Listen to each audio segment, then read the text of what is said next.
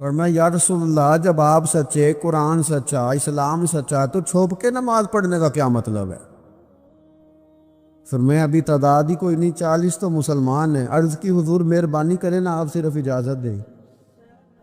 20 لوگوں کی صفیں بنا دی گئیں، ایک صف کے آگے حضرت عمر ہیں، ایک صف کے آگے حضرت امیر حمزہ ہیں۔ جناب عمر کہنے لگے چونکہ آپ اللہ کے رسول ہیں تو لہٰذا نماز بھی آج اللہ کے گھر میں پڑھی جائے گی۔ تو حضرت عمر بیت اللہ شریف کے بیچ کھڑے ہو کے نعرہ لگاتے ہیں، فرماتے ہیں میں عمر ہوں، تم مجھے بھی جانتے ہو، میرے باپ کو بھی جانتے ہو، تم میرا قبیلہ بھی جانتے ہو، میں نے پڑھ لیا ہے محبوب کا کلمہ۔ اب جس نے بچے یتیم کرانے ہو اور اپنی بیوی بیوہ کرانی ہو وہ آئے اور مجھے روکے۔ یہ محبوب اللہ کے ہیں اور گھر بھی اللہ کا ہے، تو نماز بھی آج اللہ کے گھر میں ہی پڑھی جائے گی۔ رسول کائنات صلی اللہ تعالیٰ علیہ وآلہ وسلم کی بارگاہ عالی مرتبت میں، عزت و عظمت میں، ایک بوڑھے صحابی حاضر ہوئے اور عرض کی یا رسول اللہ صلی اللہ تعالیٰ علیہ وسلم میں بڑی دور سے آیا ہوں، پتہ نہیں دوبارہ آپ کی زیارت مجھے نصیب ہو سکے کہ نہ ہو سکے۔ یا رسول اللہ صلی اللہ علیہ وسلم مجھے کوئی ایک ایسی بات ارشاد فرما دیں کہ جو مجھے کفایت کر جائے، یعنی اس سے میری دنیا بھی بن جائے اور میری آخرت بھی بن جائے، ایک بات۔ تو نبی پاک صلی اللہ علیہ وسلم نے فرمایا تیری زبان ہر وقت اللہ کے ذکر سے تر رہنی چاہیے، یہ بات تجھے کفایت کر جائے گی، تیرا فائدہ کر جائے گی، دنیا اور آخرت میں تجھے نفع دے جائے گی۔ اسلام نے ہر وقت ذکر الہی کا حکم دیا، سونے کے وقت کی دعا بھی سکھلائی، اٹھتے وقت کے الفاظ بھی سکھائے۔ اسلام نے کہا کہ کھانا کھانا ہے تو بسم اللہ شریف سے شروع کر لینا، اور جب ختم کرنا تو الحمدللہ پہ ختم کر لینا۔ جب تمہیں کوئی چیز بھلی لگے تو پھر ماشاءاللہ کہہ لینا، جب کوئی مصیبت آئے تو انا للہ و انا الیہ راجعون پڑھ لینا، اور جب سیڑھیاں چڑھنے لگو اللہ اکبر کہا جائے، اور اونچائی سے اترنے لگو تو سبحان اللہ کہا جائے۔ وہ ہر موقع پر اللہ کی یاد کو، اللہ کے ذکر کو، رب کریم کو ہمیشہ یاد رکھا جائے۔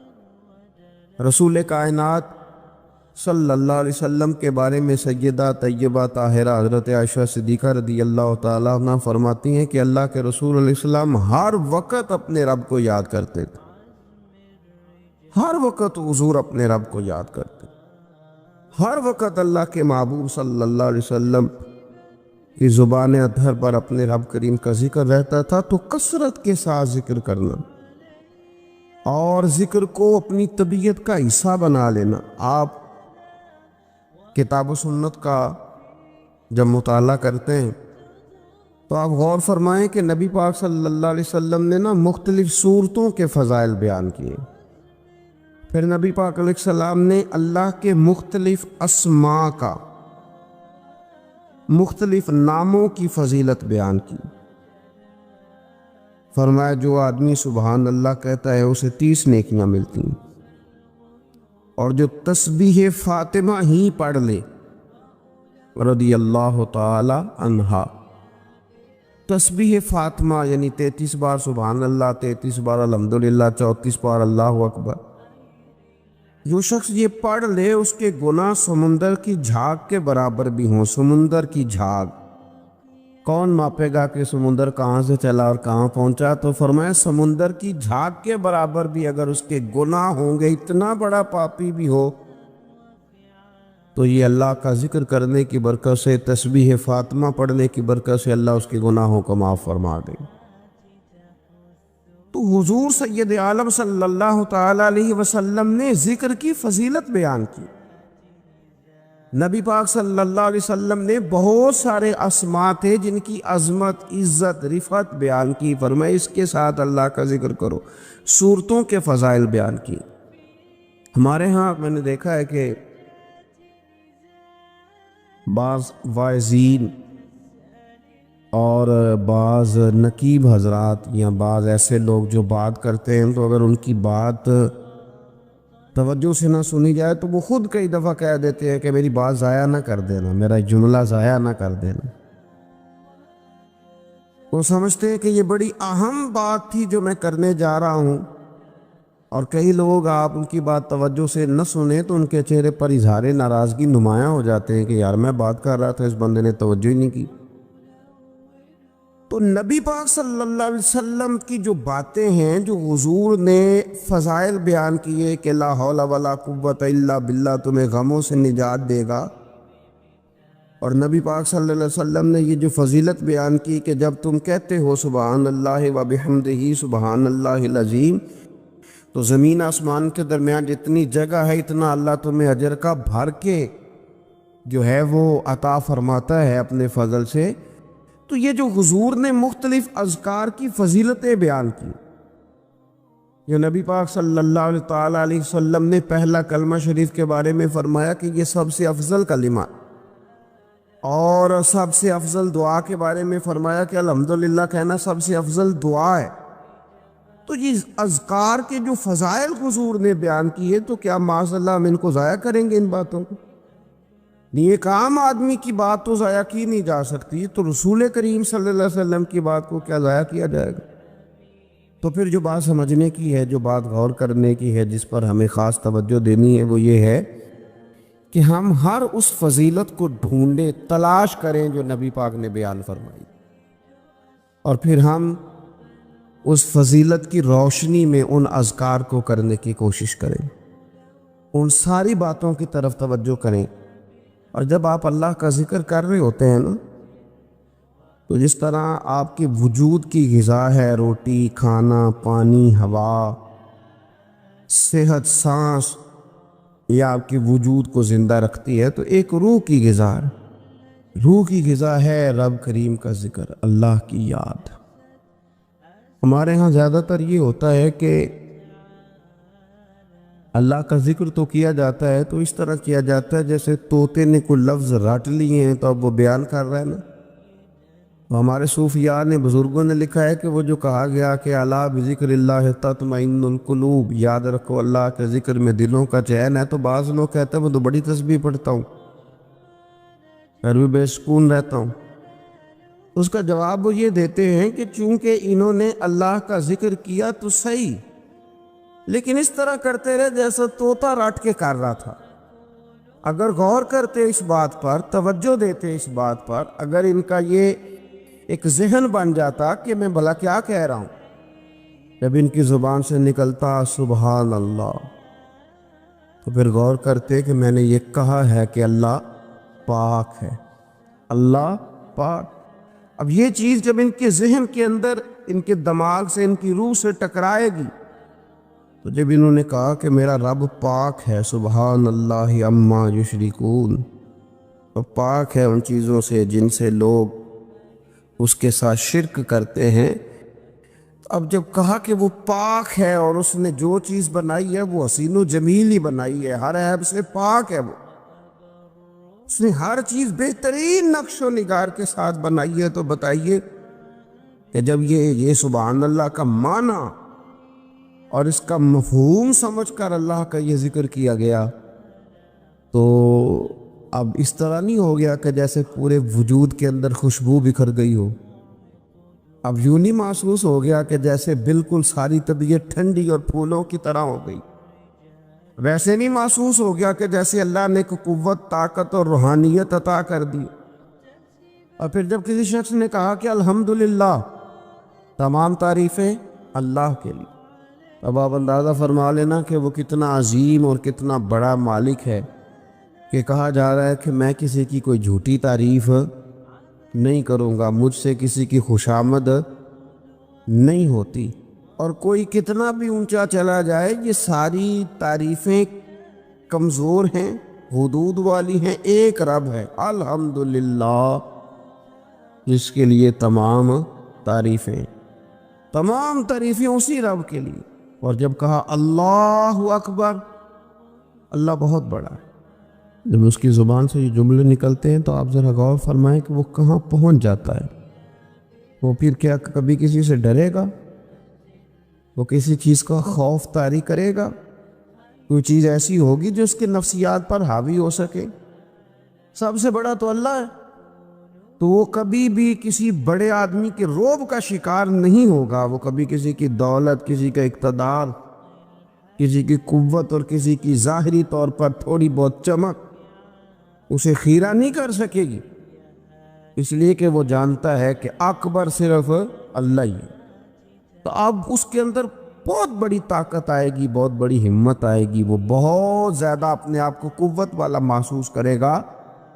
تو یہ جب تھوڑا سا غور کرتا ہے کہ میں کیا کہہ رہا ہوں، میری زبان سے کیا نکل رہا ہے، تو پھر یہ ذکر الہی اس کو ٹھنڈک دیتا ہے اور اس کو سکون دیتا ہے، پھر اس کو قوت ملتی ہے۔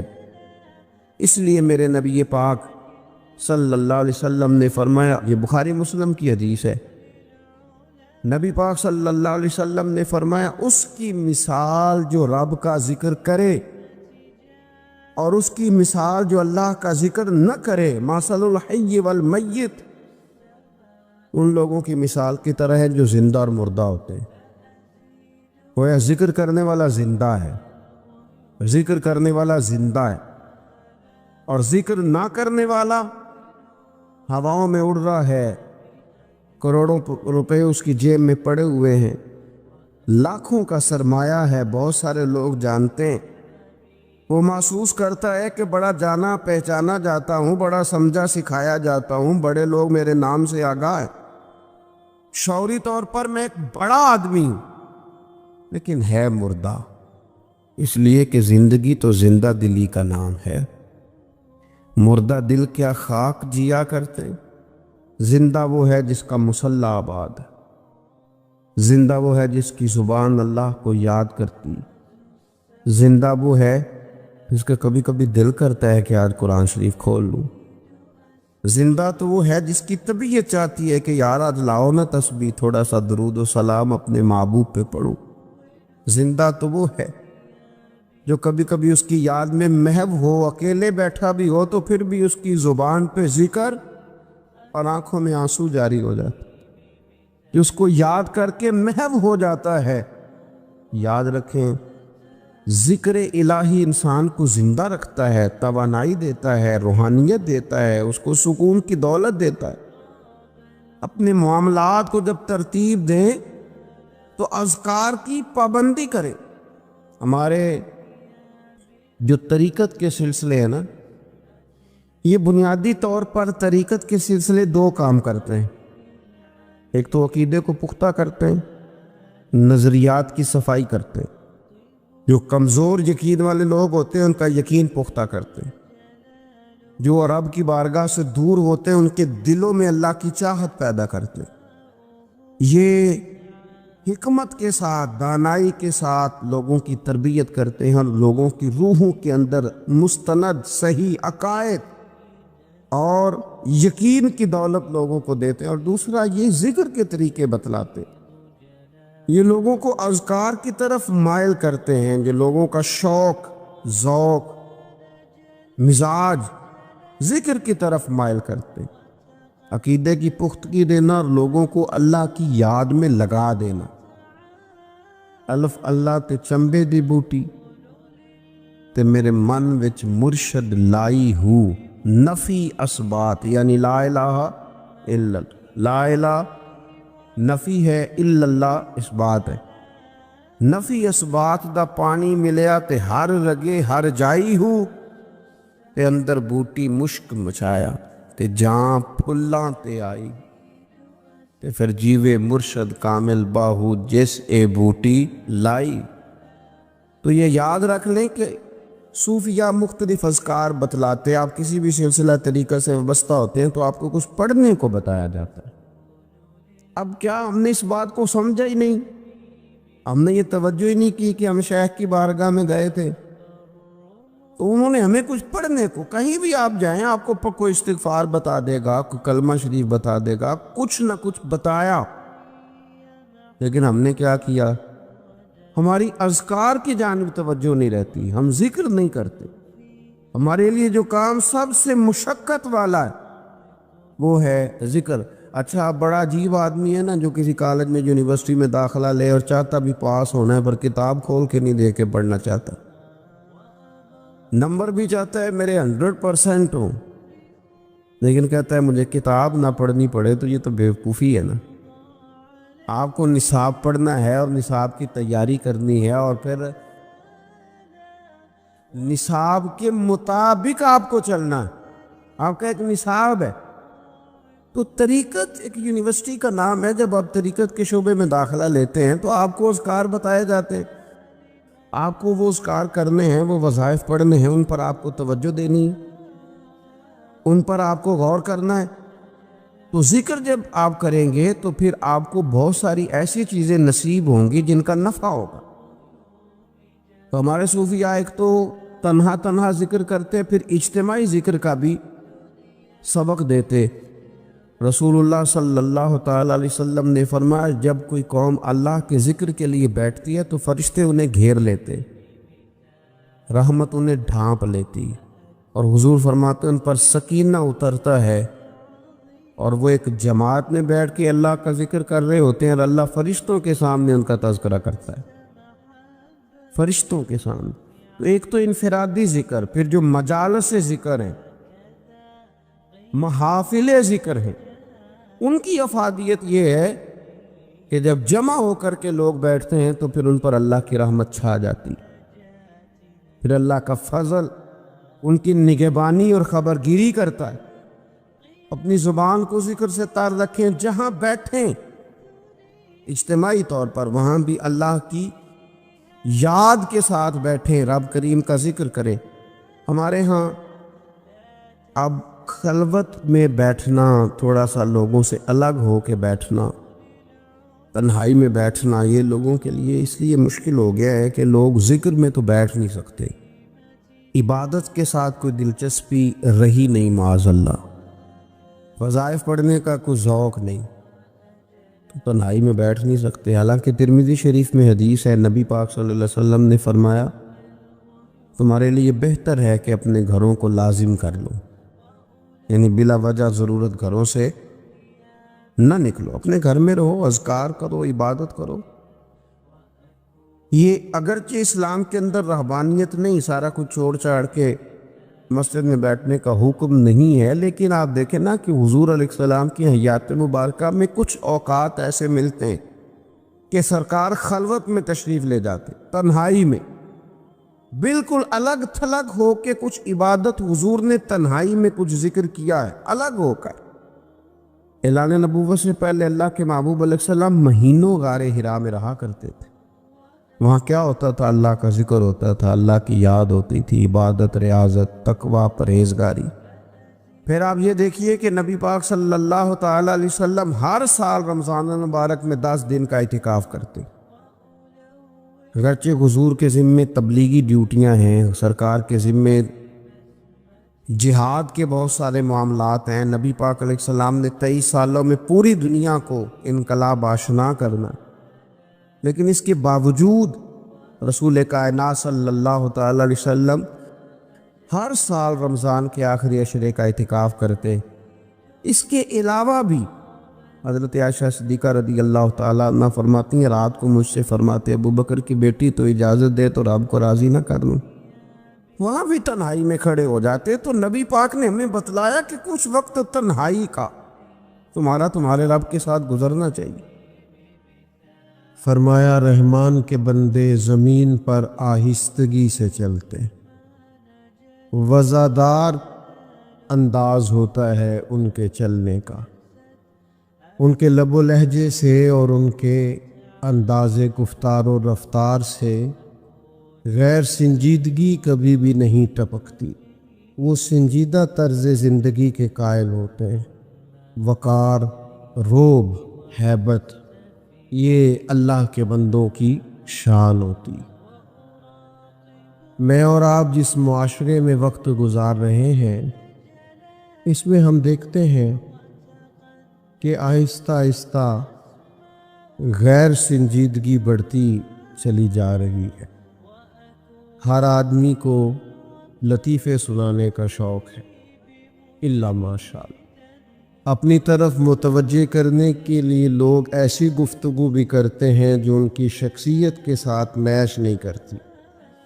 نتیجہ یہ نکلتا ہے کہ ان کی باتیں ہلکی ہو جاتی ہیں، جملے بے وزن ہو جاتے ہیں، شخصی وقار آہستہ آہستہ کمزور پڑ جاتا ہے۔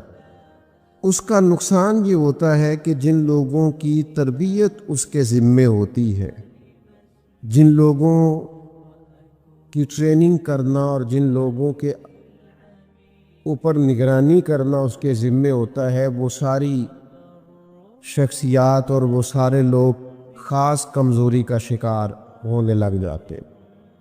آپ دیکھیے نا کہ اگر باپ کا وقار ہی نہ ہو، اس کا کوئی ڈر اور کوئی روب ہی نہ ہو، اور والد سے کوئی شخص کسی طرح سے حیا ہی نہ کرے، محبت اپنی جگہ پہ، لاڈ پیار اپنی جگہ پہ، لیکن اگر آپ کی کوئی شخصی وجاہت ہی نہیں ہے تو اس کا لازمی طور پر نتیجہ یہ نکلتا ہے کہ جن لوگوں نے جن اولاد نے جو بعض کام اپنے والد کے ڈر کی وجہ سے چھوڑنے ہوتے ہیں، وہ کام وہ نہیں چھوڑتے، کیونکہ کوئی وقار ہی نہیں ہے، کوئی وفاداری نہیں ہے، کوئی لب لہجے میں سنجیدگی نہیں ہے۔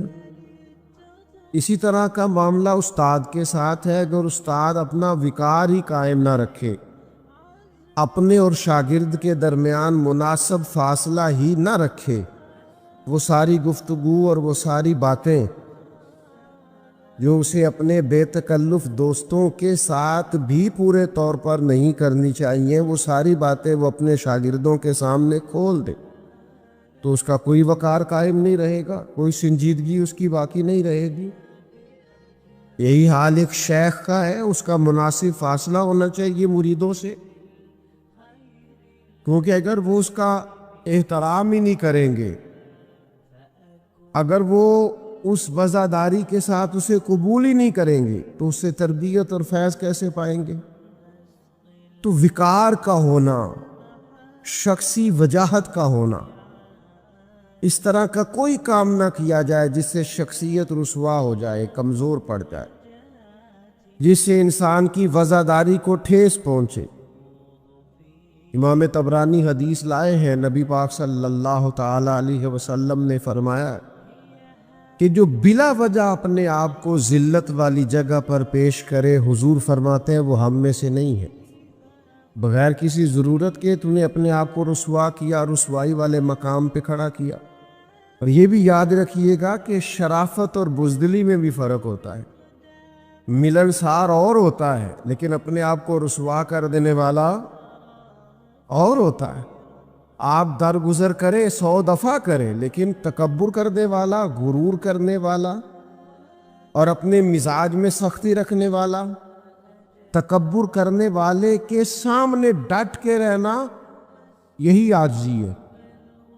ہاں، عرب کے کفار مسلمانوں کے خلاف اپنے آپ کو بہت بڑی جمعیت سمجھتے تھے، تو اللہ کے رسول نے مسلمانوں کو یہ تعلیم دی صلی اللہ تعالی علیہ وسلم کہ جب تم طواف کعبہ کرو گے تو تم 3 چکروں میں ذرا اکڑ اکڑ کے چلو گے، ان کو پتہ چلے کہ مسلمان کوئی اس طرح کا معاملہ نہیں ہے۔ آپ محبت کرنے والوں کے لیے پوری طور پر عاجزی کریں، لیکن اگر کچھ شخص ضد کرے اور اسے کہیں کہ سونے اسی تے آپ بڑے ضدی ہیں، پھر آپ کے لب و لہجے کے اندر کمزوری دکھانا، آپ نے رسوا کیا اپنے آپ کو، آپ نے کمزوری دکھائی ہے۔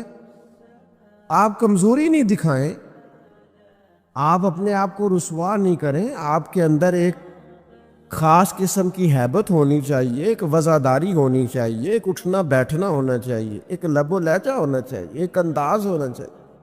کچھ لوگوں کا بالکل وقار ختم ہو جاتا ہے، اس کی 2-3 وجوہات ہوتی ہیں۔ ایک تو بہت باتیں کرنے والے کا کوئی وقار نہیں ہوتا، ایک جو لوگ غیر سنجیدگی دکھاتے ہیں زندگی میں، ہر معاملے میں مشورہ دینا، جہاں بنتا نہیں وہاں بھی دینا، ان لوگوں کا کوئی وقار نہیں رہتا۔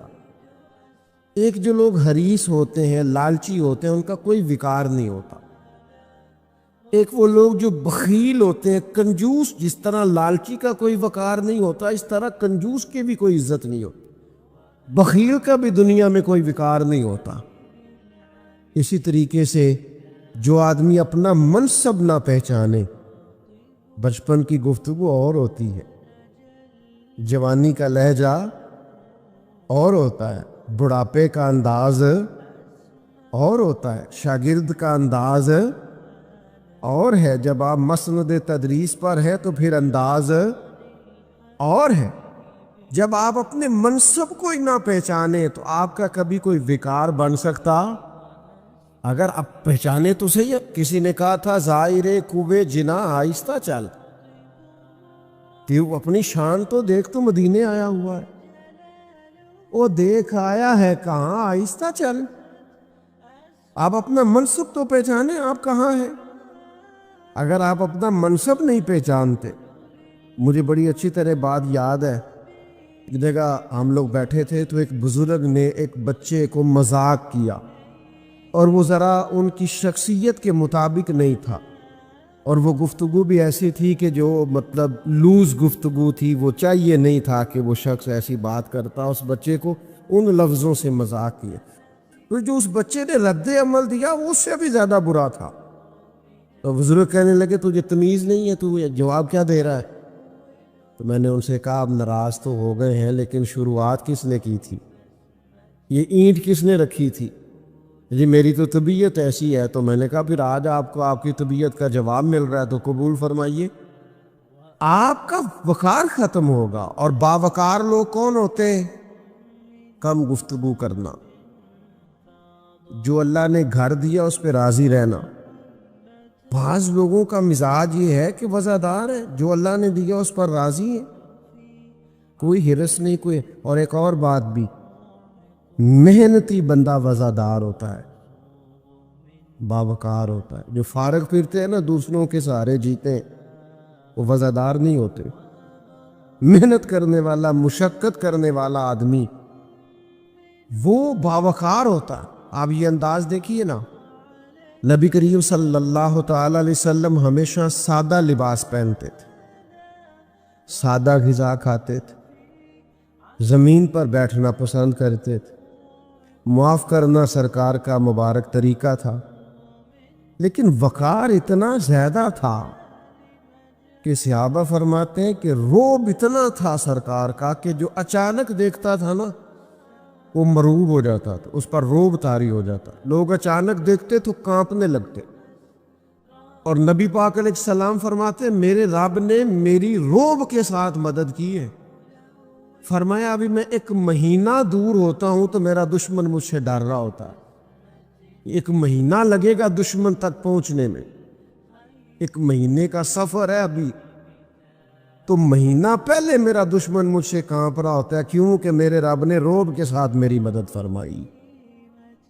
غیر اس طرح ڈرتے تھے، اور اپنوں کا حال یہ تھا، اپنے ادب کرتے تھے۔ ان کی کیفیت کیا تھی کہ صحابہ فرماتے ہیں ہم حضور کی بارگاہ میں یوں بیٹھتے تھے جیسے ہمارے سروں پہ پرندے بیٹھے۔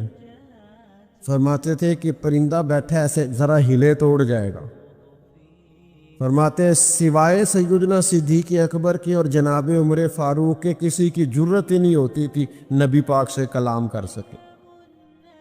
خود مولا علی شیر خدا جو پلے ہی آغوش نبوت میں ہے، جو رہے ہی کاشونہ نور میں ہے، حضرت مولا علی رضی اللہ تعالیٰ عنہ فرماتے مجھے نبی پاک سے کوئی سوال کرنا ہوتا تھا نا، حالانکہ سرکار تو بیٹھے مسجد شریف میں، بالکل عام زمین پہ چٹائی پہ تشریف فرمائے، تو فرماتے مجھے کچھ سوال کرنا ہوتا تھا تو مہینوں لگ جاتے تھے، میں نبی پاک سے پوچھتا نہیں تھا، مجھے حیا آتی تھی، روب طاری ہوتا تھا، میں حضور سے پوچھوں۔